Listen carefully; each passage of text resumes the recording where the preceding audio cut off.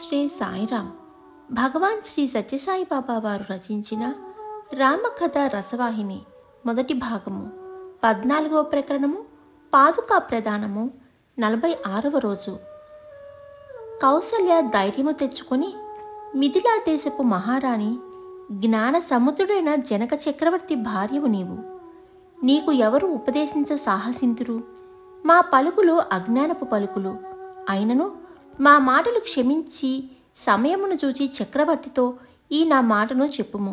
ఏమనా, లక్ష్మణుడు ఇంతకాలము రామునితో నివసించెను కనుక కొంతకాలము భరతుని రామునితో నివసించున్నట్లు, లక్ష్మణుని అయోధ్యలో పనులు చూచుకున్నట్లు, లక్ష్మణునకు శత్రుఘ్నుడు తోడుగా ఉండునట్లు నా ప్రార్థనగా చక్రవర్తి అయిన రామునకు నచ్చజెప్పమనుము. ఈ మాటలను సమ్మతించిన ఎడల మిగిలినవి అన్నీయూ వాటికవే సరిపోవును. భరతుని విషయములోనే నాకు చాలా భయముగా ఉన్నది. భరతుని ప్రేమ గంభీరమైనది. రాముని విడిచి జీవించనొల్లడు. చక్రవర్తి స్వర్గస్థులైరి, రాముడు వనవాసము వీడడు. భరతుడు రామ వియోగమును భరించుకొనలేక గతించినచో దేశమే జీవత్సము కాగలదు. మున్ముందు ఏమి ప్రమాదము రానున్నదో నాకు చాలా ఆందోళనగా ఉన్నది అని సునైన చేతులు పట్టుకొని జనక మహారాజును తగిన రీతిగా నచ్చచెప్పి ఈ పని ఎట్లయినను నెరవేరునట్లు చేసి మమ్ములను ఆనందపెట్టమని ప్రార్థించినట్లు చెప్పెను. కౌసల్య యొక్క స్నేహధర్మమునకు సంతసించి సునైన, దేవి, వినయములు సుగుణములు నీకు ఉచితములు. అగ్ని ధూమమును ధరింపదా? పర్వతములు తమ శిరస్సుపై తృణములను ధరింపవా? మనోవాక్కర్మముల చేత చక్రవర్తి మీ సేవకుడు, మీకు సదా సహకారులు. దీపపు సమయమున సూర్యునకు శోభ కలుగునా? రాముని బాహుబలములచే నర దేవ నాగులు సుఖించి వారి వారి నిజ స్థానములను పొందగలరు. ఇవన్నీయును మున్నే యజ్ఞవల్కుల ఋషి చెప్పియుండెను. ఋషి వాక్యములు ఏనాటికి అసత్యములు కావు అని విన్నవించి కౌసల్య పాదములకు నమస్కరించి సెలవుగైకొని సీతను చూచుటకు పర్ణశాల దిశకు వెళ్ళి తగిన ఏర్పాట్లు గావించుకొని వెళ్ళెను. తల్లి లోనికి వెళ్ళి కూతురు సీతను చూడగానే దుఃఖమును ఆపుకొనలేక కౌగిలించుకొని బోర్న ఏడవసాగెను. సీత తల్లిని అనేక విధముల ఓదార్చి ధైర్యవచనమును బోధించి తల్లి పాదములకు నమస్కరించి నిలువుచుండెను. జానకి ధరించిన తపస్విని వేషమును చూచి సాక్షాత్ పార్వతీదేవిగా కనిపించిన సీతతో, అమ్మా, నీవు నా సీతవా లేక సాక్షాత్ శంకరుని ధర్మపత్నివా అని ప్రశ్నించి ఆశ్చర్యముతో ఆమెను యగాదిగా చూచి పరమానంద పారవస్యముతో ఇట్లు ప్రార్థించెను. ఓ సీత, నీ మూలమున తల్లిదండ్రుల వంశము అత్తమాముల వంశము రెండూను పవిత్రమయ్యను. నీ కీర్తి లోకవ్యాప్తి కాగలదు. తల్లి, నీ కీర్తి అను నదికి పై 2 వంశములను 2 గట్లు. గంగా నదికి భూలోకమున 3 పుణ్యతీర్థములు మాత్రమే కలవు. హరిద్వారము, ప్రయాగ, సాగర సంగమము. అయితే నీ కీర్తి బ్రహ్మాండ ప్రవాహమై సర్వుల హృదయ క్షేత్రములందు తీర్థరూపమున సార్థకము గావించుగాక అని ఈ విధముగా వాత్సల్యముచే పలికిన తల్లి సత్యవాక్కులను సీత విని సిగ్గుపడినట్లు నటించుచు, తల్లి, ఎంతటి మాట, ఎక్కడి సంబంధము? పవిత్ర గంగకు నాకు పోలిక ఏమిటి అని భక్తి శ్రద్ధలతో గంగకు నమస్కరించున్నట్లు ప్రదర్శించి నిలిచెను. తల్లి కౌగిలించుకొని శిరమును ముద్దాడి, సీత, నీ గుణములు లోకగృహిణి మనులకు ఆదర్శములు అని చెప్పుచుండా, సీత, అమ్మా, నేను కాలమును అధికముగా మీతో గడుపుట చేత రామచంద్రుని సేవా కార్యములకు కొంత తడవు కావచ్చును. కాన నేనిక సెలవు తీసుకొనుటకు అనుజ్ఞ ఇవ్వమని అనెను. తల్లి జానకి మనసుని కనిపెట్టి సీత మనోభిష్టమునకు అడ్డు తగులుట మంచిది కాదని తలంచి అనేక పర్యాయములు సీతను ముద్దాడి, అమ్మా, నీ ఇష్ట ప్రకారము శ్రీరామ సేవకై వెళ్ళుము అని సెలవిచ్చెను. సీత తల్లికి నమస్కరించి రామ సన్నిధికి వెళ్ళెను. సునైన తన కుమార్తె యొక్క పతిభక్తిని, ఆమె గుణములను తనలో తాను స్మరించుచు ఆనందించుచు సీతనే చూచుచు ఆమె లోనికి వెళ్ళు వరకు అక్కడే నిలిచి ఉండెను. సునైన చెలికత్తె, అమ్మా, సీతమ్మగారు లోనికి వెళ్ళిరి, మనమిక మన స్థానములకు వెళ్ళడం మంచిది అని హెచ్చరించగానే సునైన కంటిదారులు తుడుచుకొనుచు విధిలేక అక్కడి నుండి వెనుకకు తిరిగి తన విడిది స్థానమునకు చేరినది.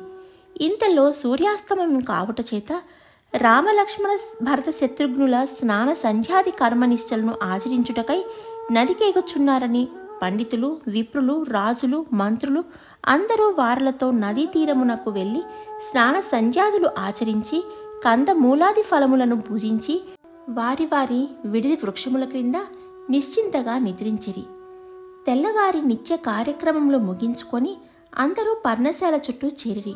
శ్రీరామచంద్రుడు వారందరినీ చూచి చిరునవ్వుతో వారిల యోగక్షేమములు విచారించుచూ రాగా భరతుడు రామునకు నమస్కరించి, స్వామి, నా మనసులో ఒక అభిష్టము మొలకెత్తినది. భయము చేతను సంకోచము చేతను దాన్ని చెప్పుకొనలేకపోవచ్చున్నాను అనను.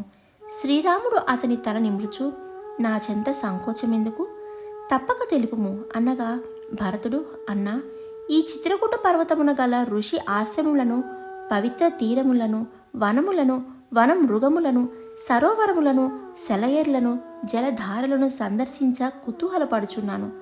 అందుందు తమ పాద చిహ్నములను దర్శించి రావాలని కుతూహలము అయోధ్యవాసులలో సహితము రేకెత్తినది అని ప్రార్థించెను.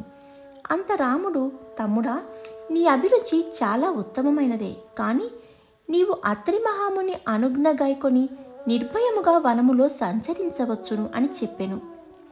రాముని వచనములను భరతుడు విని సంతసించి ముని చరణములకు నమస్కరించి రామునకు నమస్కరించి శత్రుఘ్నునితో పాటు మంత్రులతో పాటు వన సంచారము, ఆశ్రమ సందర్శనము గావించెను. అట్లు సందర్శించుచురాగా పర్వత సమీపమున ఒక కూపము కనిపించెను. సకల పుణ్య తీర్థముల పవిత్ర జలములు దానిలో గలవు. ఆ జలములు నిర్మలములు. అక్కడికి వెళ్ళెను. అక్కడ అత్రి మహర్షి శిష్యుడు భరతునకు ఆ పవిత్ర జలమును గురించి వివరించెను. అంత భరతుడు ఆ పవిత్ర జలమును శిరస్సునందు ప్రోక్షించుకొని నమస్కరించి అందులో పడిన చెత్తను, మట్టిని తీసి ఆ స్థానమును తన స్వహస్తములతో శుభ్రము చేసెను. అదే నేడు భరతకూపము అని పేరుతో నిలిచి లోక ఖ్యాతి అందుకొనుచున్నది. 6వ దినము ప్రాతకాలమున స్నాన సంధ్యాదులు అనుష్ఠించుకొని శత్రుఘ్నునితో పరివారముతో భరతుడు సమావేశమై రాముని ముఖ లక్షణములను గమనించుచు దిగ్గున లేచి నిలబడి ధైర్యమును అవలంబించి దండ ప్రణామములు చేసి చేతులు జోడించుకొని ఇట్లు విన్నవించెను. ఏ ఇక్ష్వాకు కుల తిలక, అన్ని విధములా మీరు నా కోరికలు నెరవేర్చితిరి. నా నిమిత్తమై మీరు సకల దుఃఖములు పడిచుండిరి, సకల కష్టములు పడుచున్నారు. ఓ నాథ, మీ ఆజ్ఞను దయచేయుడు.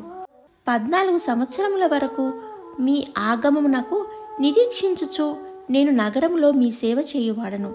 అవధి దాటిన తరువాత మీ చరణార విందములను దర్శించుటకు మార్గము చూపుము. ఈ 14 సంవత్సరముల వరకు నాకే విధమైన ధైర్యము నిలిచి ఉండునో బోధింపుము. రామ, మీ పురజనులు, మీ కుటుంబము, ప్రజలు అత్యంత సరసులు, పరమ పవిత్రులు, బ్రాహ్మణులు, పండితులు మీ యందు బద్ధానురాగులై ఉండురు. ఈ సంసార దుఃఖమును తాపమును మీ నిమిత్తమై భరించువాడా, మీ పరోక్షమున పరమ పదమైనను నాకు వ్యర్థము. మీ సేవకుల మనోభీష్టములు, వారి భావములు, వారి కోరికలు మీకు విశదము. ఉభయలోకములోనూ మీరు నన్ను నిర్వహించగలరు. ఇదియే నాకు గల మనోధైర్యము. అందుచేత నాకీ దుఃఖమంతయు తృణప్రాయముగా కనబడును. ఇంతవరకు నా దుఃఖమును పట్టలేక నా తలకు తగులునట్లు ప్రసంగించి తిని.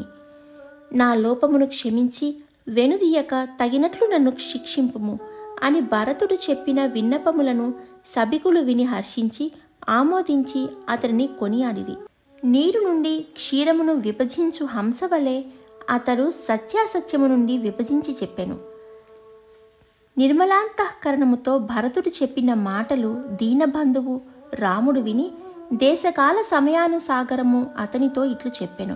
తమ్ముడా భరత, గృహములో ఉన్న మీ యొక్కయు వనములో ఉన్న మా యొక్కయు సకల జన యోగక్షేమమును చూచుకొనువారు ఎవరో వారు చూచుకొనుచుందురు.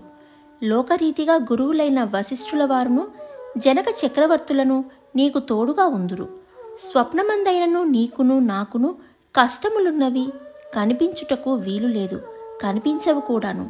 మన తండ్రిగారి ఆజ్ఞను పరిపాలించుటయే పరమ పురుషార్థము, సర్వశ్రేయోదాయకము, శాశ్వత కీర్తిప్రదాయకము, వేద సమ్మతము. ఎవరు గురువాజ్ఞను, తండ్రి ఆజ్ఞను, తల్లి ఆజ్ఞను మన్నించి సన్మార్గమును సంచరించెదరో వారి పాదములు తప్పు మార్గమున పడవు. ఈ సత్యమును గుర్తించి దుఃఖమును దూరము త్రోసి ఆనందముతో నీతి నిజాయితీలతోడ 14 సంవత్సరములు రాజ్యమును నడుపుము. రాజు ముఖము వలె నుండవలెను. భోజన పానములు ముఖము చేయును.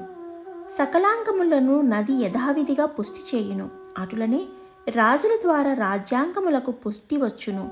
సకల మనోరథములు మనసులో నిమిడి ఉన్నట్టులా సకల రాజధర్మములు రాజనీతులను రాజులలో దాగి ఉండును. ఈ ప్రకారము అనేక విధముల రాముడు తమ్మునకు బోధించెను. కాని మనసు నిలుచుటకు ఆధారము లేకపోవట చేత భరతుని మనసునకు శాంతి లేకపోయెను. శ్రీరాముని యందుగల ప్రేమకు వసులై మంత్రులను, గురువును, తల్లులను, పండిత పామరులను భరతుని వలె ఏకాభిప్రాయులై సంశయించి ఊరకుండిరి. అప్పుడు రామప్రభువు కటాక్షించి తన పాదుకలను తీసి భరతునకు ఇచ్చెను. సాదరముగా భరతుడు పవిత్ర పాదుకలను తన హస్తములతో తీసుకొని శిరస్సునపై ధరించెను. 2 నేత్రముల నుండి గంగా యమునల వలె ఆనంద జలము ప్రవాహముగా కారుచుండెను. భరతుడు నోట మాట రాలేకపోయెను. అవి కరుణా సముద్రుడు ధరించిన పాదుకలు కావు, సకల జనుల ప్రాణములు రక్షించు రక్షకులు. భరతుని స్నేహరత్నమును కాపాడునట్టి సంపుటము, రఘుకులమును రక్షించు 2 కవాటములు. ఇవి సుకర్మలు చేయునట్టి 2 హస్తములు. ఇవే లోకనేత్రములు.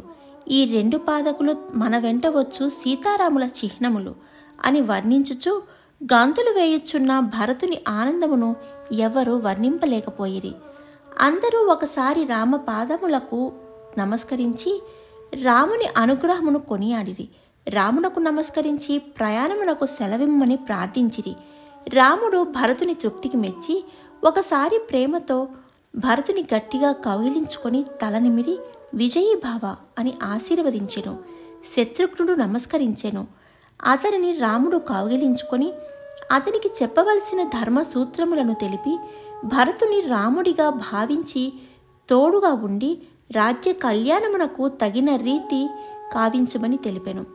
భరత శత్రుఘ్నులు లక్ష్మణుని కౌగిలించుకొని నీ భాగ్యమే భాగ్యము, నీ అంతటి అదృష్టవంతుడు ఈ లోకమున ఉండడు అని లక్ష్మణుని కొనియాడి అతని నుండి సెలవు తీసుకొనిరి. లక్ష్మణుడు భరత శత్రుఘ్నులను చెంత చేర్చి రామచంద్రుని పాదుకలు సకల మంగళములకు మూలములు కాన అట్టి భాగ్యము అందుకున్న మీకంటే ధన్యులు మరొకరుండరని, అట్టి భాగ్యమును భద్రముగా కాపాడుకొనుటే మీ కర్తవ్యము అని హెచ్చరించెను. తదుపరి భరత శత్రుఘ్నులు సీతాదేవి దగ్గరకు వెళ్ళి ఆమె పాదములపై పడి దుఃఖమును భరించలేక బోరున ఏడ్చిరి. ఆమె వారులను అనేక విధములుగా ఓదార్చి, రామరక్ష కంటే వేరొకటున్నదా లోకమున నాయనలారా? మీరు ధన్యులు. ఈ 14 సంవత్సరములు 14 నిమిషముల వలె అతి శీఘ్రముగా జరిగిపోయి రాముని ఆగమనముతో రాజ్యము కలకల కిలకిలలాడును. ఓపికతో రామాజ్ఞను జవదాటక మీ అభీష్టములను ఫలసిద్ధి కావించుకొని ఆనందింతురుగాక అని దీవించెను. ఓం శ్రీ సాయిరాం. సర్వం శ్రీ సాయిరామ పాదారవిందార్పణమస్తు. సమస్తలోకాన్ సుఖినో భవంతు.